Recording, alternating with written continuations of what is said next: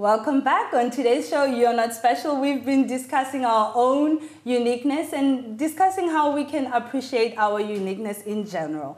Now, joining us on today's show, we have Dr. Sally Ann Law, who is a professional and personal life coach, right? Welcome, Sally. Glad to have you on the show. Hello. Lovely to be here. Thanks.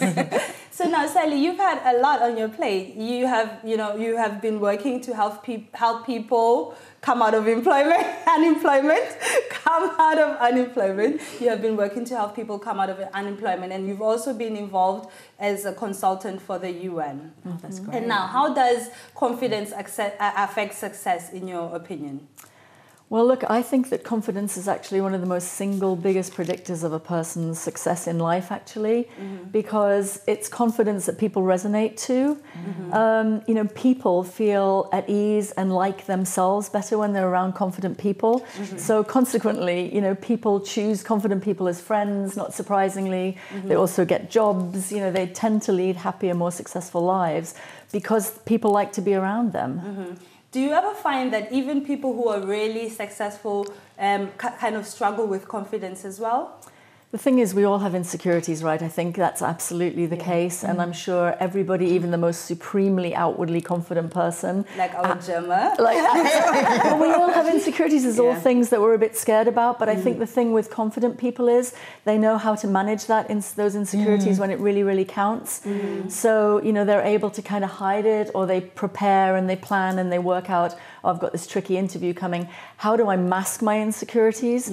So it's not really that they're trying to be someone they're not. They're just trying to be the best version of themselves when it really counts. And I think that's what confident people can pull off. Do you know what, speaking of business, and careers and so on, what are the most common issues people and, even businesses come to consult you for help with? It's a huge range of issues, but I think if there's something that kind of is in the middle of it all, it's about helping people make positive choices for themselves. Whether they are really successful, maybe it's about helping them, really maximize their potential. But a lot of people are actually struggling, and maybe they need to get back on track and regain confidence in their own decision making, because I think that's my role as a coach, really. It's not telling people what I think they should do. It's more about helping people figure out what it is they want to do based on their goals, their value systems, what it is that's going on for them, and then being able to do that for themselves with confidence. So confidence is kind of in there, because you can't move forward, and kind of know that you're on track if you're always kind of second guessing yourself and you've lost confidence in your perspective. So earlier on you mentioned the choices that people make, etc. Why do you think so many people are unhappy with their life choices? I think a couple of reasons. One is maybe they get off on the wrong track really early because they, for one reason or another, maybe it's influence from parents, or they weren't really sure what to do, but they kind of went down the wrong track too early and felt they were trapped. So I think that's one reason. And the other reason is that I think, unfortunately for us, our brains are a little bit wired to kind of get stuck on the negative. And so we then forget that there are options available to us. And so we sort of get trapped in being unhappy and discontented, but then we don't really think we can do anything about it, which of course we can. You mentioned how our brains are wired. You have a PhD in psychology. Yes, I do. How does that contribute to your work as a life coach? Well, talking of confidence, I think it gives me confidence, that I've worked with people, as you say, from unemployed to all members of, governments around the world, etc. But so therefore, I feel like, well, I've had the relevant training. I feel like I have my own credibility in what I'm trying to do. So I think I know how to ask questions that help people. I think I've been trained and I know how to really listen to people. And also, quite importantly, how it's sometimes just to shut up and let people work things out for themselves. So I think that comes from my psychology background, really. And you mentioned that it gives you confidence. We were discussing earlier on about like our qualities, and something that kind of stood out for all of us is that we kind of sometimes become shy to acknowledge our qualities. Is that something that you come across quite often with people? Yeah, well, I think it is this kind of a cultural thing about, well, I don't want to be arrogant, but I also don't want to take myself seriously. I mean, I want to have self-respect, but I don't want to do somebody else down at somebody else's expense. So I think it's actually about recognizing there's nothing to feel bad about, recognizing our strengths and our unique talents. Actually, it makes complete sense to try and put them into practice in the world, because then other people benefit anyway. So again, it's not like we're doing this at the expense of somebody else. Actually, if we can be strong and put our strengths to play, everybody wins. And maybe you can help us a bit, kind of tell, you know, the extreme from what is acceptable. So if someone is confident with themselves and that's a good thing, and someone is arrogant, how can we tell that, you know what, we're kind of leaning towards arrogant now, maybe I have to rein it in? Well, you know, everything is built on self-awareness, so I think actually a bit of self-reflection at the end of the day is not a bad idea, just to kind of say, how did my day play out, and what sort of reactions was I getting from other people, people that I care about? Did that seem to go well? And, you know, and also asking people that we trust can help. You know, how am I doing? You know, how's it? You know, what's your impression of how life's going for me? And, you know, how was I in that meeting? And how was I with this group of friends? Was I a bit too much center of attention? We can sort of just kind of touch base with people who we trust. But I think it's also about just checking in with ourselves and saying, you know, because if we feel a bit, we kind of know if we're being a bit arrogant, or we're being not such a great friend or not such a great colleague. We try to pretend we feel okay about it, but we really know deep down that we've sort of gone a bit far. Because I almost feel like confidence is like a feeling of well-being, like, you know, and peace. Exactly. You know, if you don't have that peace, then you kind of know that actually something is a little bit off. Exactly, and then you find yourself faking it, which then you lose track and you lose a bit of yourself in that process. And I think then you have to kind of say, something's wrong here. Either I'm in the wrong situation, I need to get into a different one because this one isn't really suiting me, or I need to do something with myself to make this work a bit better. Exactly. Can I just ask you, you know, speaking of peace and happiness and all of these things, you know, this is what we all want, really. Do you think that everybody can be coached to be happier? And how would you go about that? I think you can. I think there's a lot of research now from positive psychology, etc., to say that actually you can help other people become happier, and also you can help yourself become happier. But the first thing, of course, is really, really wanting to be up for that challenge, because a little bit we do slip into complacency, or we lose confidence that it's possible for us. Maybe, you know, it's okay for so-and-so to, you know, pursue their goals, but I'd better just carry on doing this thing that's expected of me. So it's really about, what I do with people is try to say, try not to focus on what you haven't got and all the deficits, because that's already kind of a negative mindset that's really hard to feel excited about change, rather to say, look, what am I good at, and what was I good at, and what used to excite me, and where is that in my life, and start to build that back in. And I think in doing so, the more we have that in our life, the happier we're going to be. So I think you can coach people around that. Interesting. I done a degree in psychology, not a PhD. And I know one of the big debates is the whole nature versus nurture.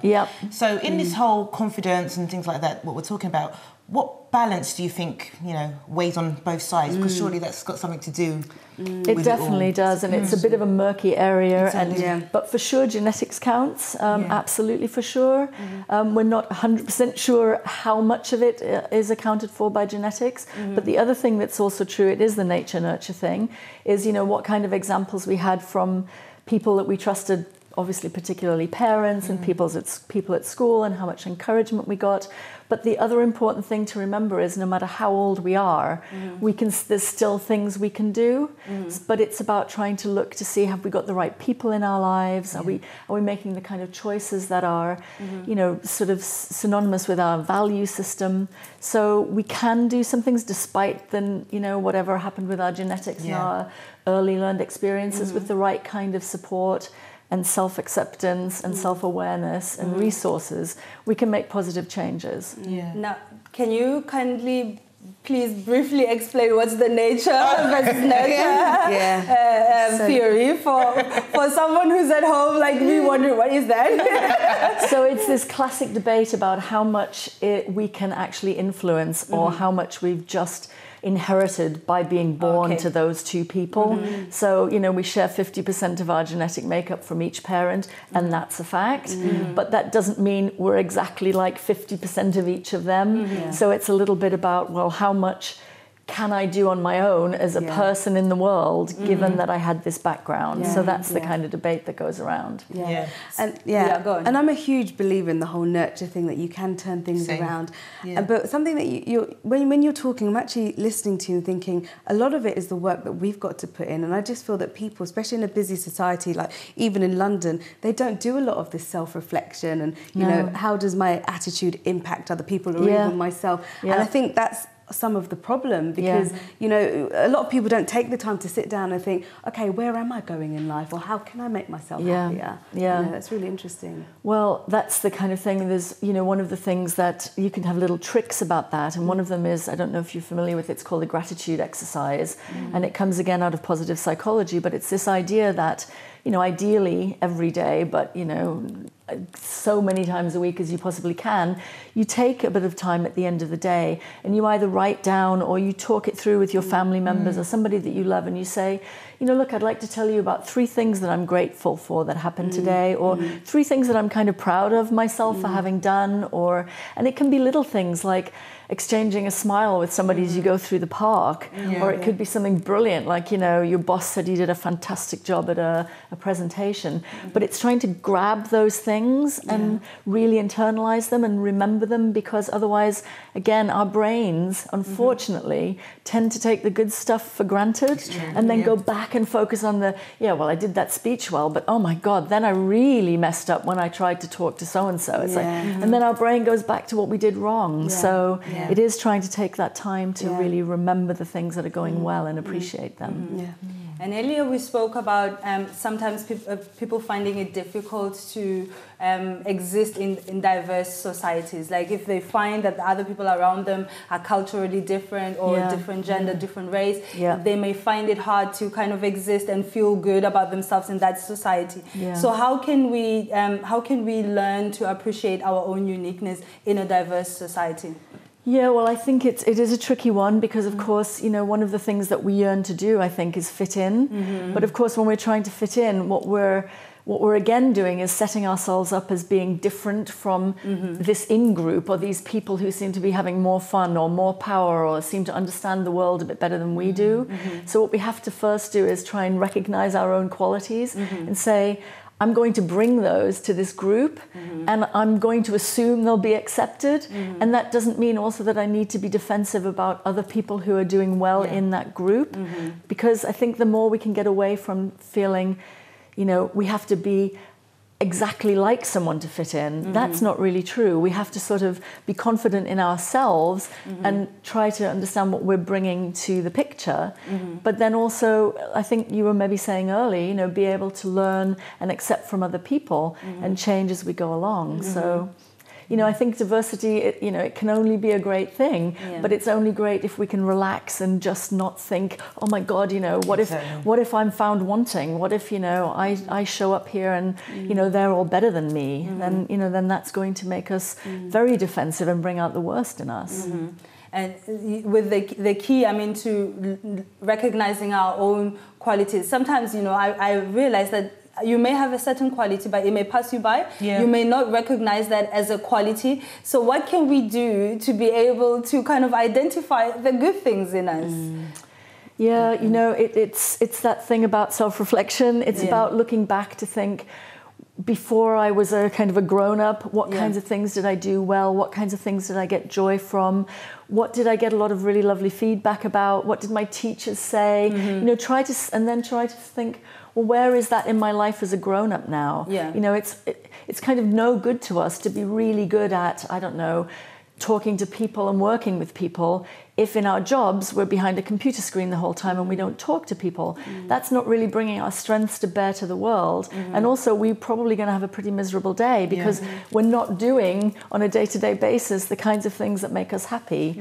So it's about trying to really remember what it is that we're good at and what we like doing, and trying to to do that more in the world. And feedback is great, because I know that some of my confidence and things that I've recognized as, you know, qualities in myself came from feedback from people. People constantly said, oh, you're good at this, and you're good at that. And that made me realize, actually, a lot of people are saying this, I must be good at it. Right, exactly. So feedback is important. Listen to what people are saying to you. Don't just shut it off like, no, that's not me. Listen, take it in, because it's going to help you recognize your own good qualities. Thank you so much, Dr. Sally. And Law for coming on our show and shedding such important information with our viewers and with us.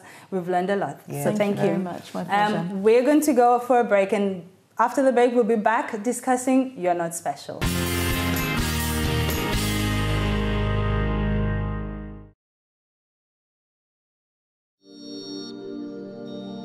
This program is brought to you by UCKG.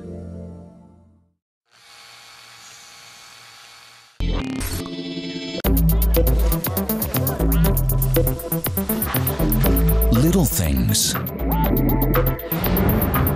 can have a huge impact. Throughout the world,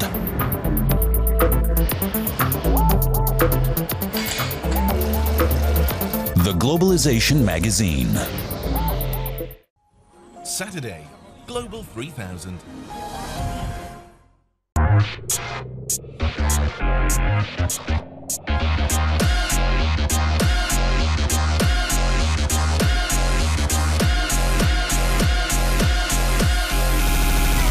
Virtual expanses, the internet, more and more possibilities and technological innovations.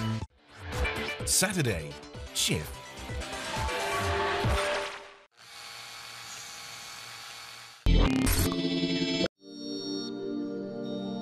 This program is brought to you by UCKG.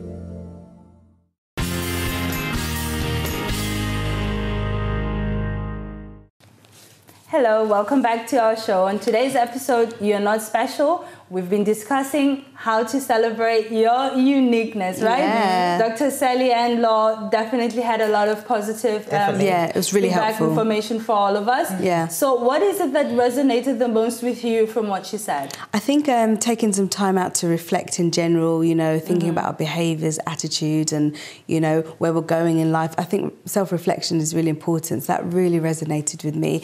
And I absolutely love the exercise about gratitude. Yeah. You know, trying to pick out a couple of things every single day that we're grateful for, because a lot of the time we can moan and complain and, you know, not really appreciate things in life. But, you know, to be honest, if we were to say, actually, even if it's small things, what we consider small, I'm grateful for this, it will probably make us more positive and more happy, I think. So that was really important. Yeah, definitely. I mean, I really, like Gemma said, I think I'm going to actually start doing that, to be honest, about that whole taking a moment to reflect. Definitely be doing that. As well as that, I like the response that she gave about how to deal with compliments, because, as mentioned earlier on in the show, that's something that I don't know how to do. So already in my mind, I was like, right, I'm going to start doing this, going to start doing that. So I think that's something that I can take personally. And I know that it's something a lot of people have issues with dealing with. So definitely that. Definitely. Yeah. You know, speaking of self-reflection, I mean, we know, you understand it as a theory, but I don't think people appreciate how difficult it can be as an exercise. Difficult because we're not really self-aware. Many times, for example, I have the privilege of getting a lot of feedback from my friends. I have friends who don't hold back. They don't hold back in compliments, and also they don't hold back with criticism, right? They compliment me a lot, but if I do something that is, you know, that doesn't sit well with them, or that doesn't reflect me in a good light, they will come and they will say something about it. Yeah. And I will tell you, most of the times that people give me feedback, an initial reaction is like, am I like that? Do I really do that? Really? And when I take time and I kind of think and I allow what they say to come in and I internalize what they say, then it's like situations come and play out in my mind. Yeah, you did that day. You did that on that occasion. Yeah, you said that way on that occasion. So it's not something that we kind of tend to do, self-reflection. Yeah. And I think it's something that we cannot afford not to do. Exactly. If we are to appreciate our own uniqueness and even, you know, be the best version of ourselves, we need to be able to understand who we are. Otherwise, how can we defend a uniqueness that we don't even know, right? Exactly. Very true. So you, Gemma, are you someone who is good with self-reflection because it's something that resonated with you? Yeah. Is it something that you're good at? I think, I think that I try to do this almost every single day. I'm constantly thinking, most of the times that if someone would tell my faults, like I'm kind of a little bit like you, whereas my family, we do like circles of truth and all this stuff, like, and oh my. Lunch and her family. I know. I tell people this story all the time and they don't believe me. Even when I met my husband, he came to the table for family dinner and there were 14 members of my family and each of them had to say what they thought was my flaw. And after that, he was like, "Oh, I still want to marry you." After that, I was like, "Oh, thank God," But I like to be open with people, and I think I know you asked me earlier why I feel that I'm confident now, and I do have insecurities, but I just find that I do reflect a lot on my behaviours, my attitude, who I am. A lot of the time when people tell me a flaw, it's not really new to me. I'm like, I know that, and it's either I've parked it and I'm like, I'm not ready to work on it yet, or I know that, but it's not really a bother, or yes, I'm working on it. So usually I am very aware of who I am, and I find that I've taken a lot of time just to realise in life that, you know what, before I wanted to have plastic surgery and liposuction and all of this stuff. And I just thought there's always going to be someone who's going to be prettier. There's always going to be someone who's going to be smarter, more intelligent. Why don't I try to learn from those people? And that's why I kind of answered the way I did with the comparison question. Why don't I learn from it instead of making it a negative thing? Because in life, even as we age, there's going to be someone more younger, more successful, more beautiful. And I kind of just had to make peace with that, to be honest with you, and just own who I am and my talents and what I'm good at, and just sort of say, you know what, this is me and I can make myself better rather than putting myself down all the time and just making myself unhappy. And I think I've kind of made peace with that. Obviously I have my struggles every single day, like, you're thinking, like sometimes you will compare yourself or you will have an insecurity, but I try to work on that. And I think that's what's contributed to me becoming a lot more confident than I used to be, and I've had a lot of battles in my life as well, a lot of things that I've been through, which I thought, you know what, those really knock me down. And, if I really were to sort of dwell on those things, then I wouldn't carve out a good life for myself.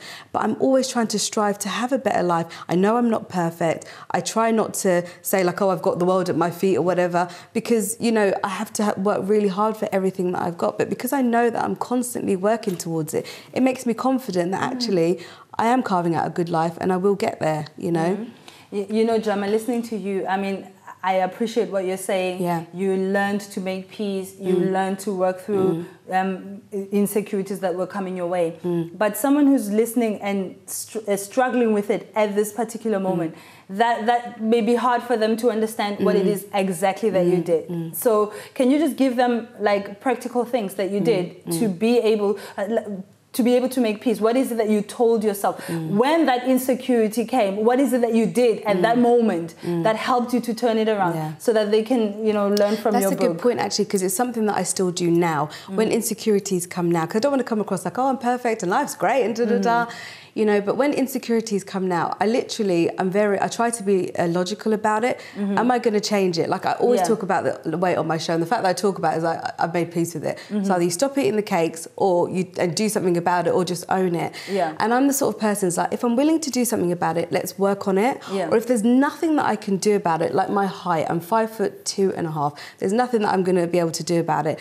Well, at least I'm short and I can fit into the tube and just go. And I just try to see the positive. And that's something I do every single day. Maybe I can't speak 10 languages, but I can do this. I can speak well in a public setting. I don't really get nervous. I can do that. So maybe I don't have this talent. Maybe I can work on it. Maybe I can learn something. Or if I really can't change it, at least I've got this or at least I've got that. So I try to compensate a lot in my life. Every single day I do that. And can I just add to that? Like earlier on when I said, for example, in my case, I don't feel, I'm not the most beautiful person I've seen. But, we all have things that we consider to be imperfections. But who cares? Do you know what I mean?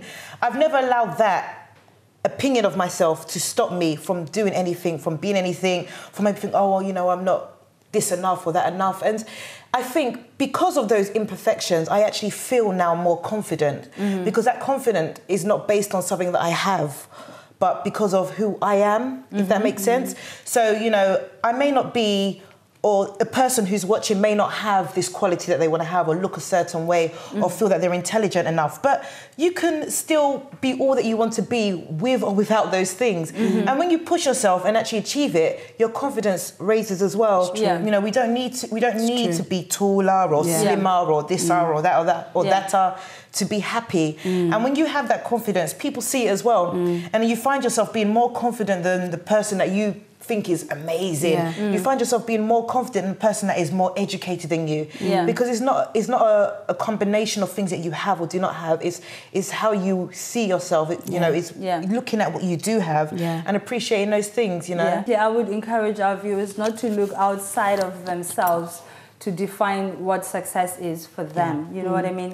If you, for example, if you were to design the perfect person, don't design the perfect person because you're looking at someone else. Define the perfect person based on who you are and what works for you on your own morals. So look inside of you. What is it that makes me happy? What is it what are the principles that I'm embracing in life that I would like to live with? And based on that, work on yourself to be this best version of yourself. So always be yourself. Never, ever, ever look at someone else. We are 6 billion people, over 6 billion people in this world, and none of us are the same. That says a lot in itself. It means we all have qualities that nobody else is going to have. And why would we want to give that up in order to embrace someone else's quality? So you know what? Have an original and a cheap copy of someone else instead of have 2 originals. So be an original, be the best version of yourself. And that's it. Now it's our turn for us to hear from you. What is it that you've understood from this show that stood out for you, that resonated for you? Leave us your comments on Twitter, on Facebook, or you can email us at comments@dkw.me or help@dkw.me. And join us next week for another exciting episode of a different kind of woman, DKW. And until then, it's goodbye.